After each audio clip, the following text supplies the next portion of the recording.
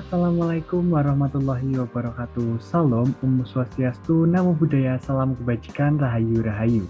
Selamat siang teman-teman semuanya. Izinkanlah saya untuk memperkenalkan kelompok saya, yaitu kelompok 9, yang akan mempresentasikan materi sistem pemantauan publik. Namun, sebelum kita berlanjut ke materi, alangkah lebih baiknya saya memperkenalkan anggota dari kelompok 9. Untuk anggota dari kelompok 9 sendiri, itu terdapat 7 anggota. Yang pertama ada saya sendiri, yaitu Adib Sa'dullah dengan NIM belakang 008. Yang kedua ada Dea Siha Farhana dengan NIM belakang 032. Yang ketiga ada Sinta Aulia Yahya dengan NIM belakang 049. Yang keempat ada Ambar Mulyaningsih dengan NIM belakang 095. Yang kelima ada Wulan Kurnia Laila dengan NIM belakang 102. Yang keenam ada Sania Asa Aulia dengan NIM belakang 165. Yang ketujuh ada Audi Agil Sofyan dengan NIM belakang 174. Nah, selanjutnya kita langsung ke materi sistem pemantauan publik. Sebelum kita jauh menelusuri materi mengenai sistem pemantauan publik, alangkah lebih baiknya kita mengerti atau mengetahui pengertian dari pemantauan terlebih dahulu. Nah, untuk pemantauan, pada prinsip pada umumnya pemantauan adalah mengukur kinerja, membandingkan kinerja, melakukan tinjauan ulang, memberi penghargaan, dan mengidentifikasi output yang dicapai, memeriksa pengalaman, menyesuaikan dan menyegarkan strategi, serta melakukan perbaikan. Nah, pemantauan harus diikuti oleh pengendalian. Yang pertama, pengendali intern, untuk menyediakan informasi keuangan yang andal serta menjamin dipenuhinya kebijakan dan peraturan yang berlaku.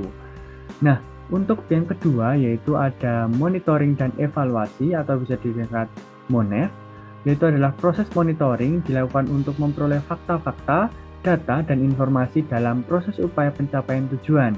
Nah, sedangkan evaluasi untuk melihat dan menilai, evaluasi itu adalah untuk menilai dan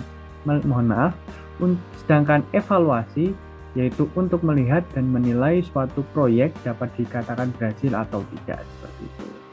Jadi monitoring itu seperti memperoleh, mencari informasi atau melihat, seperti itu, sedangkan evaluasi itu lebih ke menilainya. Selanjutnya yaitu tujuan pengendalian intern. Agar dapat tercapai itu harus terpenuhi hal-hal di bawah ini. Yang pertama itu ada tujuan organisasi publik yang ditetapkan akan dapat dicapai. Yang kedua, laporan keuangan yang dihasilkan organisasi sektor publik dapat dipercaya. Yang ketiga, organisasi publik sejalan dengan kebijakan dan peraturan yang berlaku. Nah, untuk materi selanjutnya akan disampaikan oleh rekan saya. Halo teman-teman, nama saya Dea Siha Farhana dengan NIM belakang 032. Di sini saya akan melanjutkan penjelasan dari rekan saya yaitu Adib. Nah, sebelumnya Adib telah menjelaskan tentang tujuan dari pengendalian intern. Nah, selanjutnya saya akan menjelaskan tentang tujuan dari monitoring dan evaluasi. Nah, monitoring bertujuan untuk mencatat perkembangan kondisi sasaran, memantau proses dan kemajuan dalam melaksanakan kebijakan secara terus-menerus. Sedangkan evaluasi bertujuan untuk mengetahui apakah program itu mencapai sasaran yang diharapkan atau tidak. Evaluasi lebih menekankan pada aspek hasil yang dicapai atau output. Nah, alasan monitoring dan evaluasi dibutuhkan yaitu untuk menjamin kelayakan proyek, memastikan keberadaan proyek, menjamin kesesuaian antara realisasi dan perencanaan proyek, menjamin keberlangsungan proyek, dan mengoptimalkan hasil proyek. Next, yaitu ada prinsip-prinsip pemantauan publik. Di sini ada prinsip-prinsip monitoring, yaitu yang pertama ada monitoring hasil harus dilakukan secara terus-menerus. Yang kedua, monitoring harus menjadi umpan terhadap perbaikan kegiatan program organisasi. Yang ketiga, monitoring harus memberi manfaat baik terhadap organisasi maupun terhadap pengguna produk atau layanan. Yang keempat, ada monitoring harus dapat memotivasi staf dan sumber daya lainnya untuk berprestasi. Yang kelima, monitoring harus berorientasi pada peraturan yang berlaku. Yang keenam, monitoring harus objektif. Yang ketujuh, monitoring harus berorientasi pada tujuan program. Next, yaitu ada prinsip-prinsip evaluasi. Nanang Fakta tahun 1996 mengemukakan ada 6 prinsip, yaitu yang pertama ada prinsip berkesinambungan, artinya dilakukan secara berlanjut. Yang kedua ada prinsip menyeluruh, artinya keseluruhan aspek dan komponen program harus dievaluasi. Yang ketiga prinsip objektif, artinya pelaksanaannya bebas dari kepentingan pribadi. Yang keempat ada prinsip sahih, yaitu mengandung konsistensi yang benar-benar mengukur yang seharusnya diukur. Yang kelima ada prinsip penggunaan kritis, dan yang terakhir ada prinsip kegunaan atau manfaat. Next itu ada manfaat sistem pemantauan publik. Hasil temuan dari kegiatan monitoring dan evaluasi dapat dimanfaatkan berbagai tujuan. Yang pertama itu ada memberikan umpan balik bagi perbaikan kebijakan dan program organisasi. Yang kedua, melakukan sinkronisasi berbagai kebijakan dan program. Yang ketiga, ada meningkatkan keterbukaan. Dan yang terakhir itu ada pertanggungjawaban publik terhadap pelaksanaan kebijakan dan program juga meningkatkan studi kebijakan bagi para akademisi dan peneliti. Sekian penjelasan dari saya. Selanjutnya akan dijelaskan oleh rekan saya. Terima kasih. Baik, selanjutnya saya Sinta Aulia Yahya dengan NIM akhir 049 akan melanjutkan materi. Nah, untuk materi yang selanjutnya adalah materi mengenai unit pelaksana sistem pemantauan publik.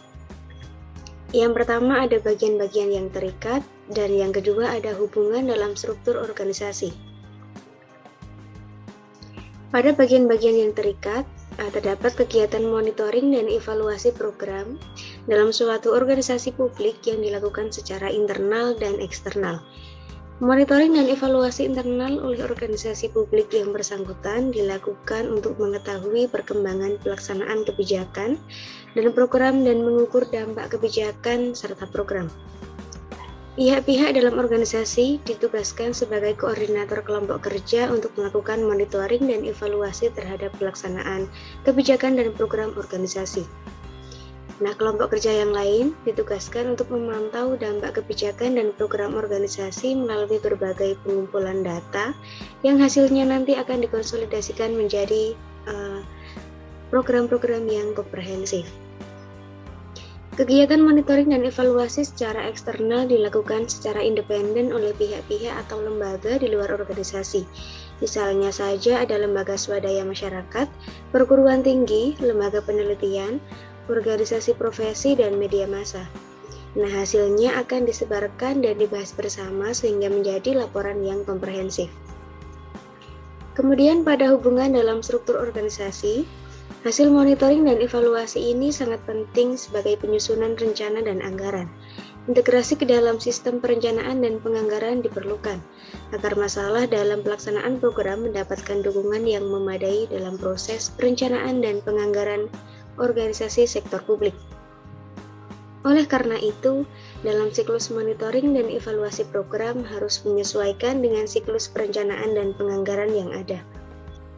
Saya Ambal Nurningsi dengan NIM 7211411905. Di sini akan membawakan materi mengenai sistem pemantauan publik. Yang pertama ada pencapaian tujuan. Untuk menentukan pencapaian tujuan, sistem pengendalian internal itu harus mencakup hal-hal sebagai berikut. Yang pertama adalah lingkungan pengendalian internal, yaitu dalam organisasi sektor publik harus disiplin dan terstruktur. Yang kedua, penilaian dan pengelolaan risiko bisnis, yang merupakan suatu proses mengidentifikasi, menganalisis, menilai, dan mengelola risiko bisnis. Yang ketiga, aktivitas pengendalian yang merupakan tindakan-tindakan yang dilakukan dalam suatu proses pengendalian kegiatan atau unit dalam struktur organisasi. Yang keempat, sistem informasi dan komunikasi yang merupakan proses pelaporan kegiatan organisasi. Yang kelima yaitu pemantauan yang merupakan evaluasi kualitas dari pengendalian internal. Selanjutnya yaitu lingkungan pengendalian. Lingkungan pengendalian mencakup sikap manajemen dan anggota organisasi sektor publik atau pengurus terhadap pentingnya pengendalian yang terdapat dalam organisasi tersebut. Salah satu faktor yang mempengaruhi lingkungan pengendalian adalah filosofi manajemen dan gaya operasi manajemen struktur organisasi dan praktik kepersonalian.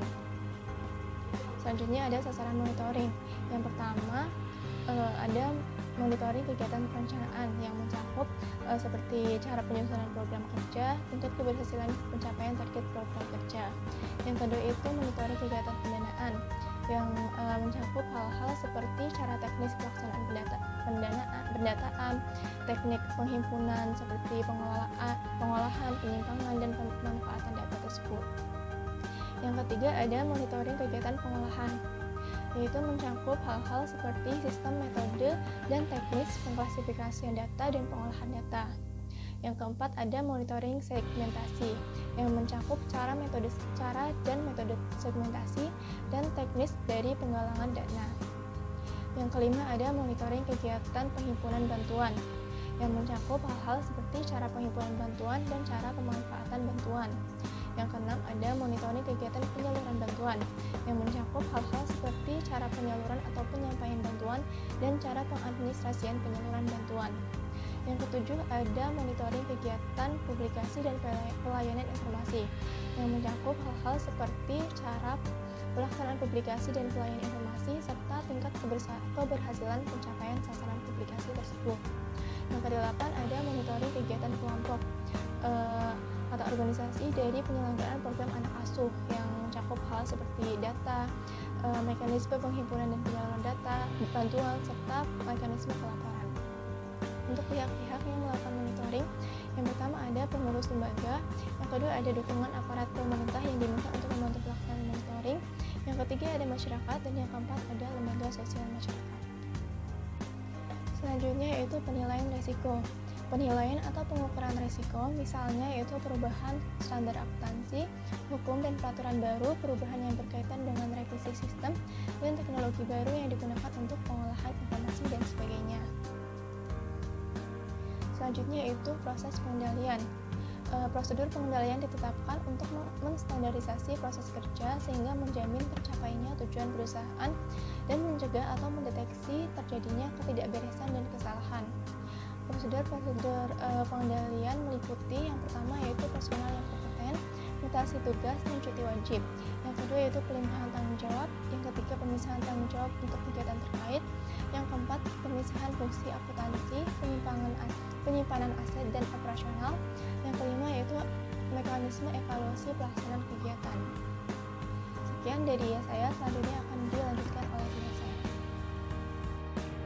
Baik, selanjutnya saya Wulan Kurnia Laila Usyanti dengan NIM 72114191002 akan melanjutkan pemaparan materi dari rekan saya mengenai siklus pemantauan publik. Nah, sebelumnya pemantauan apa sih? Apa sih itu pemantauan? Jadi, pemantauan adalah pengumpulan data yang dilakukan secara berkala dan tepat waktu dan nantinya digunakan untuk menentukan apakah suatu kegiatan yang datanya tadi dikumpulkan itu telah dilakukan atau dilaksanakan sesuai rencana atau rancangan yang telah dirancang sebelumnya.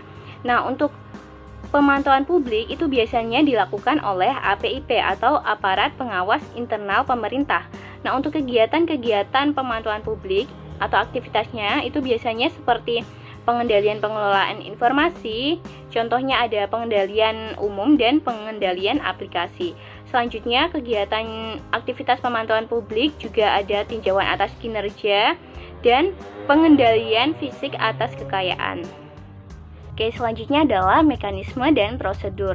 Nah, dalam aktivitas pemantauan publik itu dilakukan sesuai siklus yang terdiri dari mekanisme dan prosedur. Nah, untuk mekanisme dan prosedur di sini itu terdiri dari yang pertama ada pengumpulan data. Nah, untuk pengumpulan data di sini, data yang dikumpulkan atau yang digunakan adalah data-data yang berhubungan langsung dengan kegiatan pengendalian. Nah, data-data ini itu didapat atau diperoleh dari pertama itu ada hasil laporan rutin dari organisasi sektor publik selaku dia pelaksana kebijakan dan program. Kemudian didapat juga datanya itu dari hasil pendataan oleh kantor sektor publik. Kemudian juga dapat dari data hasil penelitian dan kajian para akademisi, dan ada data dari hasil pemberitahuan atau pemberitaan media, dan data dari hasil laporan suatu kelompok masyarakat. Nah, selanjutnya mekanisme dan prosedur yang kedua ada pelaporan.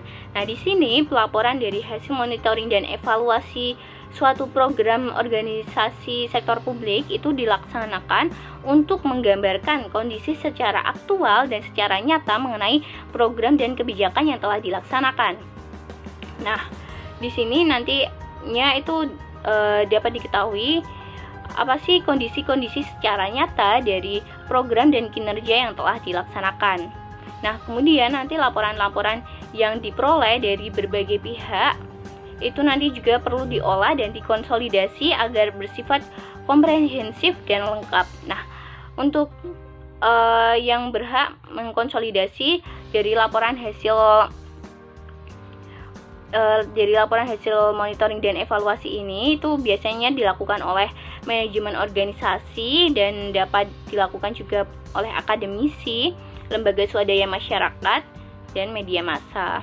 Nah, selanjutnya ada kegiatan diseminasi. Nah, kegiatan diseminasi ini itu tidak setiap saat ada pada tahap siklus pemantauan publik.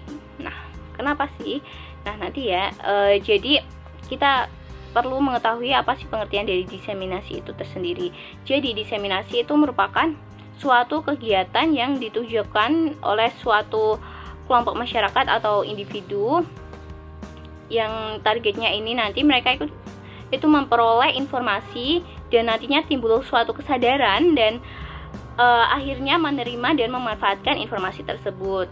Nah, jadi diseminasi itu dimana suatu proses penyebaran inovasi yang direncanakan, diarahkan, dan dikelola oleh pemerintah yang nantinya ditujukan oleh para masyarakat untuk memperoleh informasi dan timbul kesadaran dan akhirnya menerima informasi tersebut dan memanfaatkan informasi tersebut. Nah, kemudian ya untuk diseminasi ini kenapa tidak selalu ada dalam tahap pemantauan publik itu dikarenakan dari hasil monitoring dan evaluasi program itu tertentu itu bisa menjadi hak publik, tetapi ada juga yang tidak diakses secara terbuka, cepat dan mudah seperti itu.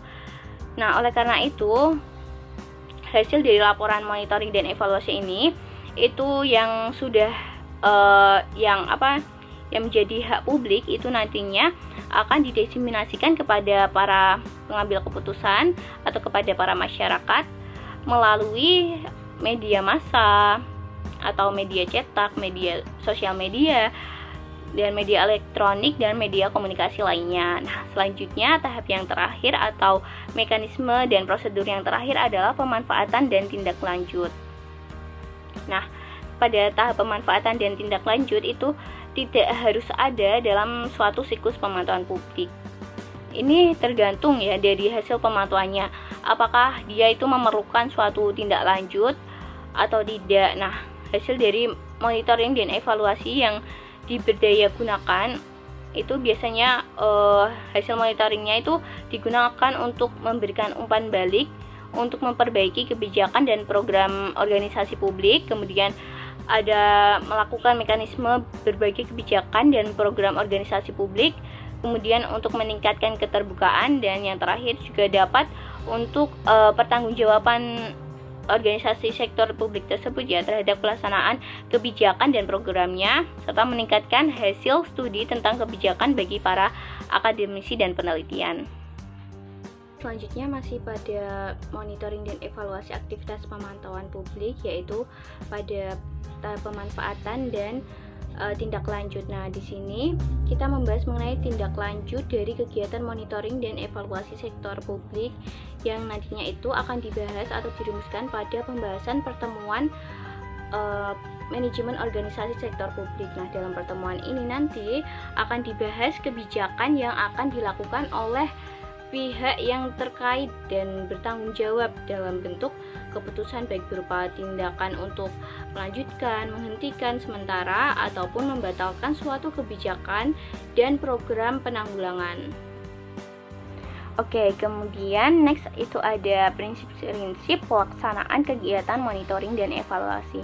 Nah, untuk prinsip-prinsip pelaksanaan kegiatan monitoring dan evaluasi, yang pertama itu ada tujuan dan hasil yang jelas. Jadi, pada saat melakukan monitoring dan evaluasi itu harus ada tujuan dan hasil yang jelas kenapa melakukan monitoring dan evaluasi.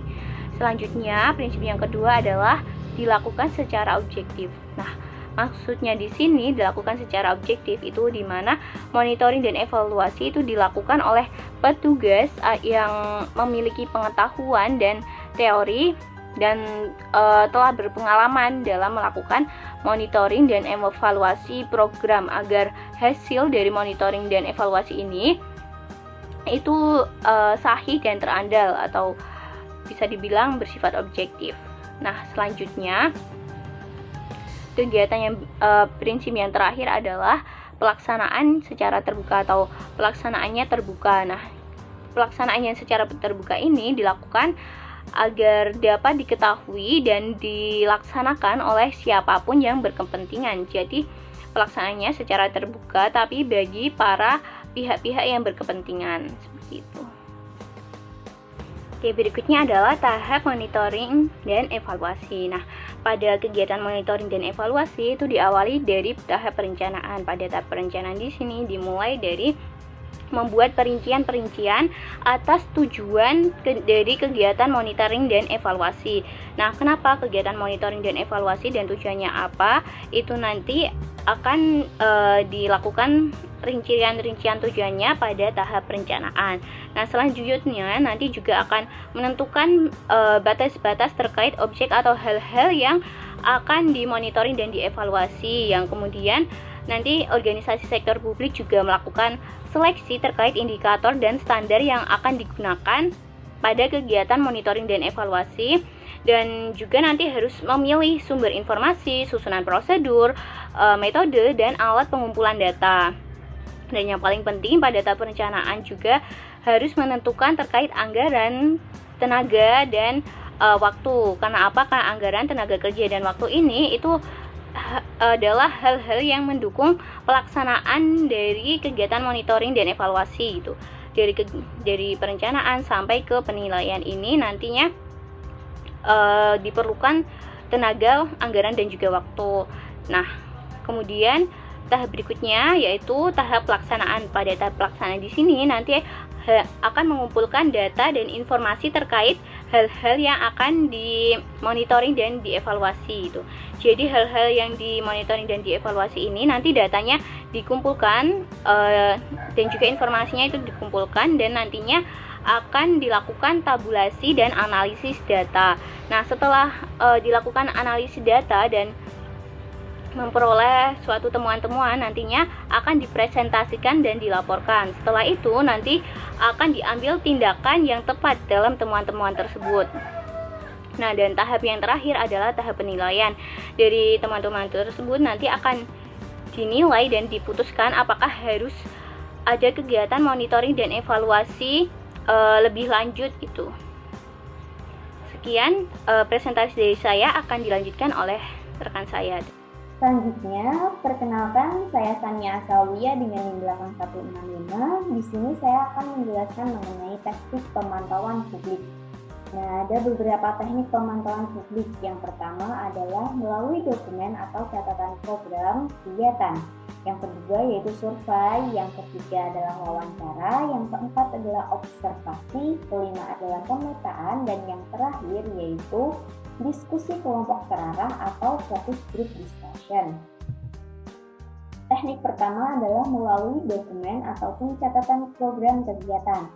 Metode ini memanfaatkan dokumen seperti laporan, catatan program atau kegiatan sebagai acuan dalam pemantauan, di mana dalam sebuah program pastinya nanti akan dibuat laporan tentang program tersebut. Nah, laporan ini nantinya dibuat sebagai acuan apakah program itu sudah berjalan sesuai dengan rencana awal. Untuk selanjutnya, teknik yang kedua adalah survei. Cara pengamatan di mana bertujuan untuk mengumpulkan informasi dari stakeholder, terutama adalah sasaran. Dalam survei formal terdapat beberapa macam, yaitu yang pertama adalah survei rumah tangga beragam topik atau multi-topic household survey, di mana survei ini adalah cara untuk mengumpulkan informasi berkenaan dengan berbagai aspek standar hidup secara terintegrasi. Lalu yang kedua adalah kuesioner indikator kesejahteraan inti atau core welfare indicator questionnaire, yaitu kuesioner atau survei yang meneliti mengenai perubahan-perubahan indikator sosial. Contohnya yaitu akses penggunaan dan juga kepuasan terhadap pelayanan sosial ekonomi. Yang ketiga adalah survei kepuasan klien atau client Satisfaction Survey, di mana ini meneliti efektivitas dan keberhasilan suatu pelayanan dari pemerintah berdasarkan sudut pandang dari penerima pelayanan atau klien. Di sini adalah masyarakat umum.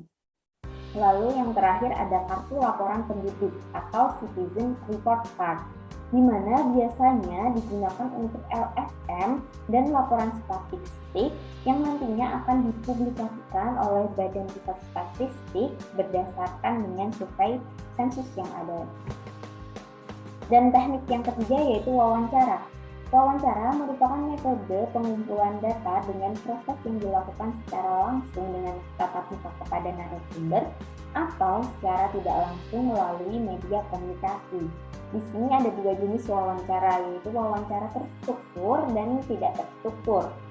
Di mana perbedaannya yaitu apabila wawancara terstruktur, pewawancara akan terlebih dahulu membuat daftar list pertanyaan yang nantinya akan diajukan kepada narasumber.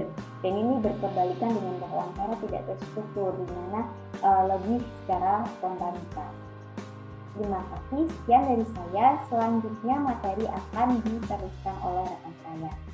Baik, selanjutnya saya Sinta Auliahya dengan NIK Mahir 049 akan melanjutkan materi mengenai teknik pemantauan publik. Nah, teknik yang keempat ada teknik observasi langsung. Pada observasi langsung dapat digunakan untuk melengkapi hasil dari survei. Observasi ini dilakukan melalui pengamatan dan analisis secara sistematis terhadap objek-objek tertentu. Terdapat dua jenis teknik observasi, yaitu observasi yang direncanakan dan observasi yang tidak direncana. Pada observasi yang direncanakan, biasanya observasi ini menggunakan belangko kuesioner yang di dalamnya tercantum aspek-aspek atau gejala apa saja yang perlu untuk diamati secara lebih lanjut. Kemudian pada observasi yang tidak terencana, biasanya observasi ini terjadi karena peneliti belum atau tidak mengetahui apa yang sebenarnya harus dicatat dalam penelitian tersebut. Aspek-aspek yang diamati terkadang ini tidak terduga. Nah, teknik yang kelima adalah teknik pemetaan. Pemetaan ini maksudnya adalah pemetaan sosial, yaitu proses penggambaran masyarakat yang sistematik serta melibatkan pengumpulan data dan informasi mengenai masyarakat, termasuk di dalamnya adalah profil dan masalah sosial yang ada di dalam masyarakat tersebut. Kemudian teknik yang keenam adalah teknik diskusi kelompok terarah atau focus group discussion. Nah, salah satu dalam teknik pemantauan publik dengan mengadakan sebuah diskusi kelompok, yaitu di mana meneliti karakteristik jumlah peserta yang terbatas dengan tujuan agar setiap orang memiliki waktu untuk mengungkapkan pendapatnya. Dan peserta yang berdiskusi berasal dari satu kelompok sasaran yang sama dan adanya moderator. Focus group discussion ini dikenal dalam penelitian kualitatif karena kelebihan dalam memberikan kemudahan dan peluang bagi para peneliti untuk menjamin keterbukaan, kepercayaan, dan pemahaman yang dimiliki oleh peserta. Sehingga keunggulan dari focus group discussion ini adalah kedalaman informasinya. Untuk materi selanjutnya akan disampaikan oleh teman saya. Jadi di sini saya Audi Agus Sofian dengan NIM belakang 174 akan melanjutkan presentasi dengan bagian teknik pengendalian sistem pemantauan publik. Langsung saja. Yang pertama, ada mekanisme komplain.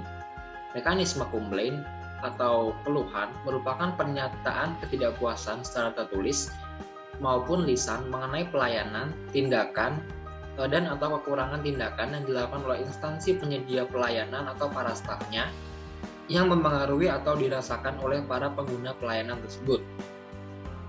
Mekanisme itu juga merupakan sarana partisipasi di mana masyarakat dapat terlibat dengan proses perencanaan, pengawasan, dan evaluasi kinerja penyelenggara pelayanan publik. Pusat pengaduan pelayanan publik adalah wadah yang dibentuk oleh masyarakat berdasarkan musyawarah dan bekerja secara sukarela untuk membantu masyarakat menyampaikan pengaduan. Melalui layanan itu, keluhan dari masyarakat bisa dikelola dengan baik dan transparan oleh penyelenggara. Pusat pengaduan pelayanan publik memiliki beberapa tugas dan peran sebagai berikut. Yang pertama, yaitu memfasilitasi penyampaian pengaduan apabila ada masyarakat yang enggan menyampaikan langsung pengaduannya dari penyelenggara layanan. Yang kedua, mengenal pengadaan tersebut sampai ada penyelesaian dari penyelenggara layanan. Dan yang ketiga, berfungsi sebagai pusat informasi layanan publik. Yang kedua yaitu ada mekanisme feedback melalui kertas kerja atau laporan kemajuan. Kertas kerja sebagai sebuah ikhtisar untuk mengendalikan kinerja dalam suatu sistem kerja yang terorganisir merupakan media untuk mengendalikan agar perencanaan atau program kerja dapat meningkatkan kerja pegawai dalam instansi pemerintah. Maka perumusan kertas kerja haruslah mengacu pada prinsip manajemen perencanaan. Kertas kerja menjadi solusi untuk meningkatkan kinerja serta instrumen evaluasi kerja. Asumsi ini mendapat pijakan yang kuat mengingat kertas kerja itu sendiri dapat menggambarkan kemampuan dan prestasi kerja pegawai atau staf dalam mengelola bidang kerja. Kertas kerja juga memudahkan pimpinan untuk mengetahui pencapaian kerja atau pegawai staf secara menyeluruh dan dengan sendirinya memudahkan evaluasi secara berkesinambungan terhadap hasil yang dicapai dan hambatan yang dihadapi oleh pegawai atau staf dalam pekerjaan yang dibebankannya. Yang ketiga yaitu ada mekanisme feedback melalui laporan satuan pengendalian intern. Dalam melakukan tugasnya, bagian SPI menjalankan fungsi sebagai berikut. Yang pertama yaitu memastikan sistem pengendalian internal perusahaan telah memadai dan berjalan sesuai dengan ketentuan. Yang kedua, merupakan mitra penyempurnaan kegiatan pengelolaan perusahaan, memberikan nilai tambah melalui rekomendasi atas hasil audit yang dilakukannya. Yang ketiga, merupakan konsultan peningkatan penerapan manajemen risiko dan prinsip-prinsip good corporate governance.